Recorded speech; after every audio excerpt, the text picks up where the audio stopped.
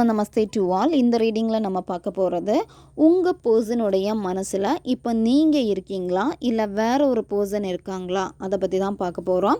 இங்கே 2 பைல் இருக்குது. First file வந்து பார்த்திங்கன்னா 55, செகண்ட் பைல் வந்து பார்த்திங்கன்னா 99. இதில் ஒரு பைல் வந்து நீங்கள் சூஸ் பண்ணணும். உங்களுக்கு எந்த நம்பர் வந்து ரொம்ப அட்ராக்ஷனாக இருக்கோ, அதாவது உங்கள் மனசு எந்த நம்பரை சூஸ் பண்ண சொல்லுதோ அந்த நம்பரை சூஸ் பண்ணிக்கோங்க. உங்களால் சூஸ் பண்ண முடியல அப்படின்னா கண்ணை மூடிட்டு உங்கள் பர்சனை நினச்சிக்கோங்க. பர்சனை நினச்சிட்டு எந்த நம்பரை சூஸ் பண்ண உங்கள் மனசு சொல்லுதோ அந்த ஒரு நம்பரை சூஸ் பண்ணுங்கள். இங்கே கார்டு எனர்ஜி ரொம்ப ரொம்ப முக்கியம். இதில் எந்த நம்பர் நீங்கள் சூஸ் பண்ணீங்களோ அந்த நம்பரை வந்து நீங்கள் கமெண்ட் பண்ணுங்கள். இந்த கார்டு எனர்ஜி கூட வந்து கனெக்ட் ஆகிருவீங்க. இப்போ பைல் 1 சூஸ் பண்ண உங்களுடைய ரீடிங்கில் நம்ம போகலாம். நீங்கள் இப்போ மனசில் ஒரு நபரை வந்து நினச்சிக்கிட்டே இருக்கீங்க. அந்த நபருடைய மனசில் வந்து நீங்கள் இருக்கீங்களா இல்லையான்னு பார்க்க போகிறோம். நீங்கள் லவ் பண்ண பர்சனுடைய மனசில் வந்து நீங்கள் தான் இருக்கீங்க. அதாவது இங்கே நல்ல ஒரு லவ் கனெக்ஷன் வந்து காமிக்குது கார்டில். உங்கள் 2 பேருக்கு இடையில் வந்து பார்த்திங்கன்னா அந்த லவ் பாண்டிங் வந்து ரொம்ப சூப்பராகவே இருந்திருக்கு. நீங்கள் அந்த பர்சனை வந்து அன்புக்காக அதிகமாக நேசிச்சிருக்கீங்க. ஆனால் உங்கள் பர்சன் வந்து உங்ககிட்ட அதிகமாக வந்து விருப்பப்பட்டது வந்து பார்த்திங்க அப்படின்னா ஃபிசிக்கல் ரிலேஷன்ஷிப்புக்கு தான் இவங்க வந்து அதிகமாக வந்து ஆசைப்பட்டிருக்காங்க. உங்கள் நபருக்கும் முதல்ல உங்கள் மேலே லவ் இருந்திருக்கு.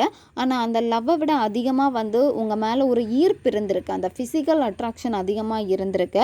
அதனால் இந்த பர்சன் வந்து எப்போவுமே உங்களுக்கு ட்ரூவாக இருப்பாங்களான்னு கேட்டால் எப்போவுமே உங்களுக்கு ட்ரூவாக இருக்க மாட்டாங்க.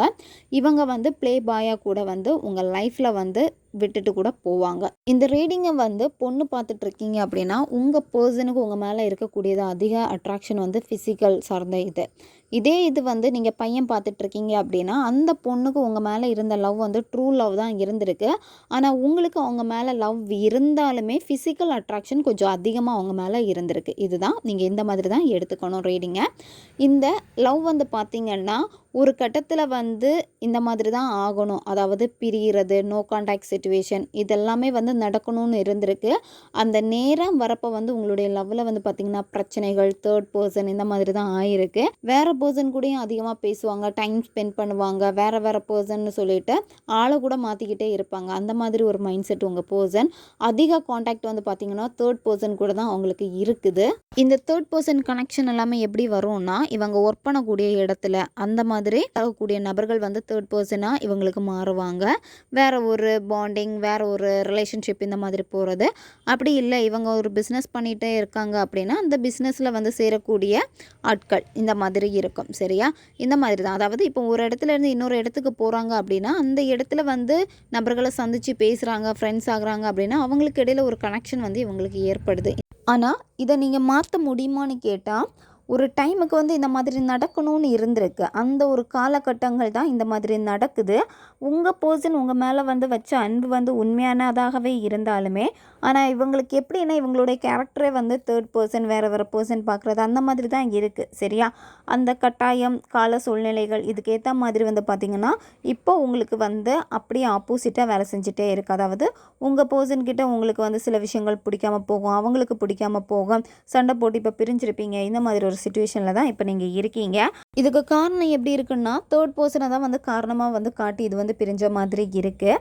ஏன்னா உங்களுடைய பர்சனை வந்து எல்லாருமே விரும்பக்கூடியவங்களாக இருப்பாங்க. உங்கள் பர்சன் வந்து இன்னொருத்தங்களுக்கு சீக்கிரமாக அட்ராக்ஷனாக தெரிவாங்க, சீக்கிரமாக அட்ராக்ட் ஆவாங்க. இந்த மாதிரி தான் இருக்குது. இப்போ நீங்களாவே ஏதாவது இந்த ரிலேஷன்ஷிப்பை கொண்டு வரணும் அப்படின்னு சொல்லிட்டு அவங்கக்கிட்ட போய் பேசுகிறது, ஏதாவது நீங்கள் அவங்கக்கிட்ட முயற்சி பண்ணிங்க அப்படின்னா அது எதுவுமே வேலைக்கு ஆகாது. ஏன்னா சிச்சுவேஷன் வந்து உங்களுக்கு பேடாக தான் இங்கே காமிக்குது. கொஞ்சம் பொறுமையாக இருங்க. உங்களால் முடிஞ்ச உதவிகளை மற்றவங்களுக்கு செய்யுங்க. தான தர்மம் இந்த மாதிரி செய்கிறப்போ அந்த சிச்சுவேஷன் மாதிரி உங்களுக்கு கொஞ்சம் பாசிட்டிவாக நடக்கும். இதுதான் பைல் 1 சூஸ் பண்ணவங்களுடைய ரீடிங் இது. இப்போ பைல் 2 சூஸ் பண்ணவங்களுடைய ரீடிங்கில் நம்ம போகலாம். உங்கள் பர்சனுடைய மனசில் வந்து பார்த்திங்கன்னா நீங்கள் தான் இருக்கீங்க. ஆனால் என்ன அப்படின்னா இந்த லவ் வந்து பிரியறதுக்கு ரீசன் வந்து சுற்றி இருக்கக்கூடியவங்களால வந்து பிரிஞ்சிருக்கு. சரியா? அதாவது உங்களை பற்றி ஒரு சிலர் வந்து தப்பாக உங்கள் பர்சன்கிட்ட பேசியிருக்காங்க. தப்பாக பேசுகிறதுனால உங்கள் பர்சனுடைய மனசு வந்து மாறி இருக்கு. அவங்களுக்கு உங்கள் மேலே இருந்த லவ் வந்து உண்மையான லவ்வாக இருந்திருக்கு. ஆனால் என்ன அப்படின்னா சிலவங்க வந்து பொறாமப்பட்டு உங்கள் மேலே வந்து இவ்வளோ பாண்டிங்காக அன்பாக இருக்காங்களே அப்படிங்கிற ஒரு பொறாம குணத்தினால வந்து மற்றவங்க மாறி மாறி பேசி உங்கள் நபரும் ஒரு ஸ்டேஜில் வந்து அதை நம்ப ஆரம்பித்து உங்களை வந்து ரொம்ப ஹர்ட் பண்ணியிருக்காங்க. எவ்வளோ தான் காயப்பட்டாலுமே நீங்கள் தான் அந்த பர்சன் வேணும்னு தான் நிற்கிறீங்க. உங்களுக்கு மேரேஜ் ஆயிருச்சு, மேரேஜ் ஆனவங்க இந்த ரீடிங் பார்க்குறீங்க அப்படின்னா உங்களுக்கு பிரச்சனை வந்தது பார்த்திங்கன்னா, இப்போ உங்களுடைய ஆப்போசிட் அதாவது மாமனார், மாமியார் இவங்கள்னால அந்த ஃபேமிலினால தான் பிரச்சனைகள் வரும். அவங்க ஒரு விஷயங்கள் பேசி உங்களை தப்பாக பேசுகிறது, இந்த மாதிரி வேறு மாதிரி பேசுகிறது அவங்க குடும்பங்கள். இதனாலே வந்து பார்த்திங்கன்னா உங்கள் பர்சனுக்கு வந்து முதல்ல வந்து உங்களுக்கு சப்போர்ட் பண்ணியிருப்பாங்க. ஆனால் போக போக உங்கள் பர்சனுடைய மனசையே மாற்றிருப்பாங்க. பிரெயின் வாஷ் பண்ணியிருக்காங்க.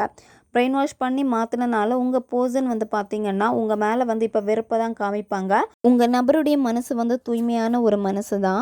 நிதானமாக உங்கள் பர்சன் யோசித்தாங்க அப்படின்னா உங்களுக்கு சப்போர்ட் பண்ணுவாங்க. ஆனால் உங்கள் பர்சனை வந்து அந்த மாதிரி யோசிக்க விட மாட்டேங்கிறாங்க. ரொம்ப நெகட்டிவாக பேசுகிறாங்க. நெகட்டிவாக பேசியே உங்கள் பர்சனை வந்து நெகட்டிவாக மாறிட்டாங்க. அதனாலே வந்து பார்த்திங்கன்னா உங்களை வந்து பேசக்கூடிய வார்த்தைகள் எல்லாமே அவ்வளோ உங்களை காயப்படுத்தக்கூடிய வார்த்தைகளாக இருக்கும். எவ்வளோ தான் உங்களை அடித்தாலும் சரி, எவ்வளோ திட்டினாலும் சரி, வெறுத்தாலும் சரி, ஆனால் நீங்கள் இன்னமும் உங்களுடைய நபருக்காக தான் நீங்கள் வெயிட் பண்ணிக்கிட்டே நிற்கீங்க. ஆனால் இந்த இடத்துல வந்து பார்த்திங்கன்னா வெயிட்டிங் காட்டுது. ஸோ நீங்கள் கொஞ்சம் வெயிட் பண்ணுங்கள். இப்போ நீங்கள் வந்து ரொம்ப நெகட்டிவாக இருக்கீங்க, உங்கள் பர்சன் எப்படி நடந்துக்கிறாங்களே அப்படின்னு சொல்லிட்டு அந்த மாதிரி இருக்கக்கூடிய அந்த மைண்ட் செட்டை மாற்றிட்டு நீங்கள் கொஞ்சம் பாசிட்டிவாக இருக்கணும். நெகட்டிவாக நீங்கள் வந்து மைண்டில் ஏற்றிக்கிட்டே இருந்தீங்க அப்படின்னா இன்னமும் வந்து இந்த காயங்கள் வந்து உங்களுக்கு ஆழமானதாக வலிகளை வந்து ஏற்படுத்திக்கிட்டே தான் இருக்கும். அதனால் நீங்கள் ஒரு பாசிட்டிவான பர்சனாக இருக்கணும். நீங்கள் வந்து ஃபுல் மூன் டே அன்னைக்கு, அதாவது பௌர்ணமி அன்னைக்கு வந்து மேனிஃபெஸ்டேஷன்ஸு நீங்கள் அதிகமாக பண்ணுங்கள். பௌர்ணமி அன்னைக்கு நீங்கள் பண்ணக்கூடிய மேனிஃபெஸ்டேஷன் எல்லாமே வந்து பார்த்திங்கன்னா உங்களுக்கு வந்து சக்ஸஸை கொடுக்கும். உங்களுடைய மேனிஃபெஸ்டேஷனும் சக்ஸஸ் ஆகணும் அப்படின்னா நீங்கள் பாசிட்டிவாக இருக்கணும். சரியா? உங்களை முதல்ல வந்து செல்ஃப் கேர் பண்ணுங்கள். ஏன்னா இப்போ அதிகமாக நீங்கள் வந்து காயப்பட்டிருக்கீங்க. அதுலேருந்து வெளியே வர முடியாமல் அந்த வலிகளில் இருக்கீங்க. அந்த வலிகளில் எல்லாத்தையுமே நீங்கள் மறந்து ஒரு பாசிட்டிவான ஒரு பர்சனாக நீங்கள் மாறி மேனிஃபெஸ்டேஷன் பண்ணுறப்போ நீங்கள் இப்போ காத்திருக்கீங்கல்ல உங்கள் பர்சனுக்காக, அந்த வெயிட்டிங் வந்து கம்ப்ளீட் ஆகும். அதாவது அந்த நபரே உங்ககிட்ட வருவாங்க. இதுதான் பைல் 2 சூஸ் பண்ண உங்களுடைய ரீடிங். இது ஒரு ஜென்ரல் ரீடிங் மட்டும்தான். எது உங்களுக்கு ரெசனேட் ஆகுதோ அதை மட்டும் எடுத்துக்கோங்க, மற்றதை விட்டுருங்க. அடுத்த ஒரு வீடியோ பதிவில் சந்திக்கலாம். நன்றி.